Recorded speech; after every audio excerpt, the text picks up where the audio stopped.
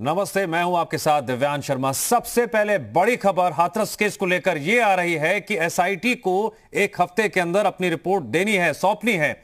इस लिहाज से हाथरस केस में पीड़ित के परिवार वालों का बयान दर्ज करने के लिए एसआईटी आज एक बार फिर पीड़िता के घर पहुंची और पीड़ित के घर पहुंची। एसआईटी के मुताबिक परिजनों के कहने पर वो बयान दर्ज करने आए हैं।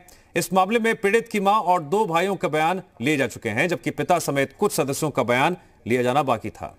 शनिवार को भी एसआईटी गांव पहुंची थी, लेकिन परिजनों की खराब हालत के चलते बयान दर्ज नहीं हो पाए। एसआईटी को 7 दिनों में जांच पूरी कर रिपोर्ट सौंपनी है। हालांकि शनिवार को ही मामले की सीबीआई जांच की संस्तुति भी कर दी गई है। जुड़ गया हमारे साथ शोएब, क्या खबर आ रही है? फिलहाल एसआईटी जिस तरह से एक बार फिर से पीड़ित के परिजनों से मिलने पहुंची है और साफ तौर से उनसे बातचीत कर रही है, कुल मिलाकर अब तक कितनी बार एसआईटी परिजनों के बीच पहुंचकर पहले सवाल कर चुकी है और एक बार फिर से सवाल कर रही है, बातचीत कर रही है, जान रही है? देखिए दिव्यांश, ये चौथा दिन है आज जब एसआईटी लगातार जा रही है, क्योंकि पहले 2 दिन आपने देखा कि जब मीडिया की भी एंट्री नहीं थी उस दौरान भी लगातार 2 दिनों तक पूछताछ की गई पीड़ित परिवार से। उसके बाद कल शाम के वक्त, क्योंकि सुबह के वक्त तो डीजीपी यहाँ पर आए थे, उसके बाद शाम के वक्त राहुल गांधी और प्रियंका गांधी आए।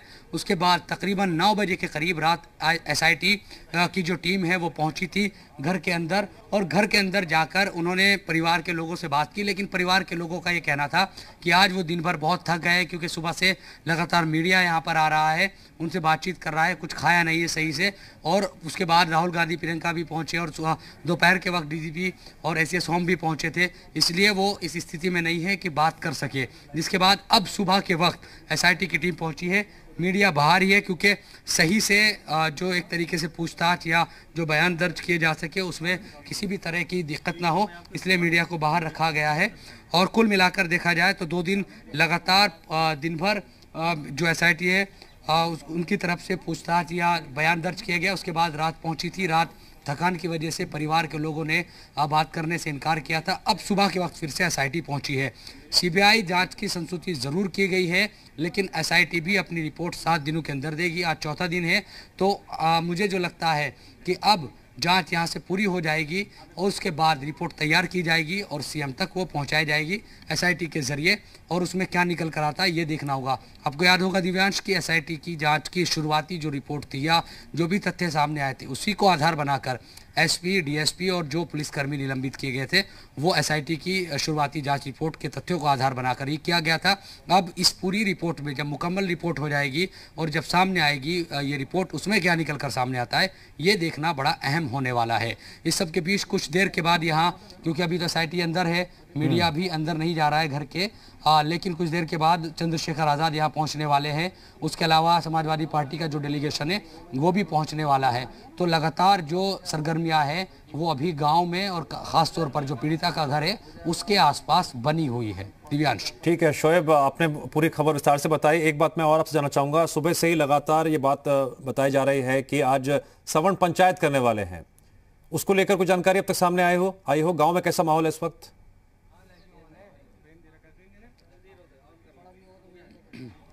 देखिए, वो गांव में नहीं है, बल्कि जो पूर्व विधायक है बीजेपी के यहाँ से, उनकी तरफ से एक पंचायत या कहे कि कुछ लोगों को बुलाया गया है जो स्वर्ण समाज के हैं।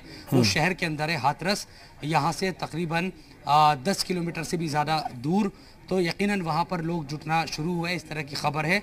अब वहाँ से निकले कितने लोग वहाँ पर आते हैं और क्या बातचीत वहाँ पर होती है, क्योंकि जो हम लगातार पिछले कई दिनों से बात कर रहे हैं उसमें निकल कर यही सामने आ रहा है कि जो दूसरा पक्ष है, जो लोग हैं, वो ये बात कहते हैं कि लोगों को गलत फंसाया गया। कुछ लोगों को, संदीप का नाम वो ज़रूर लेते हैं कि हो सकता है मुख्य आरोपी चूँकि है उसका इस घटना से संबंध हो, लेकिन बाकी लोगों को फंसाया गया है, वो इस तरह की बात कहते हैं। तो उनकी अपनी अलग बात है। खैर, इन सब चीज़ों के ही जांच के लिए एसआईटी या सीबीआई, एसआईटी जांच भी कर रही है, सीबीआई को संस्तुति की गई कि तमाम जो भी चीज़ें निकल कर सामने आ रही है इन पर विराम लगे और जो सच है वो सामने आए। इस सब के बीच जब मैं अभी आ रहा था यहाँ पर, 10 मिनट पहले की बात है, तो नए एसपी ने यहाँ पदभार संभाला है, वो उस जगह का मुआयना करने गए हमारे सामने ही, उस बाजरा के खेत का जहाँ पर ये वारदात अंजाम दी गई थी। और हालांकि हमने उनसे बातचीत करने की कोशिश की तो उन्होंने बात नहीं की कि एसआईटी ही इस पूरे मामले में बात करेगी, लेकिन ये जो तमाम जो सरगर्मियाँ है वो बताती है कि वाकई इस केस केस का दबाव प्रशासन शासन पर बहुत ज्यादा है और सच सामने आए इसकी कोशिशें लगातार की जा रही है। सच सामने आए, ठीक है, इसकी कोशिश लगातार की जा रही है। ठीक है शोएब, आप हर स्थिति पर नजर बनाए रखिए, आगे भी आपसे अपडेट लेंगे। फिलहाल आपका शुक्रिया।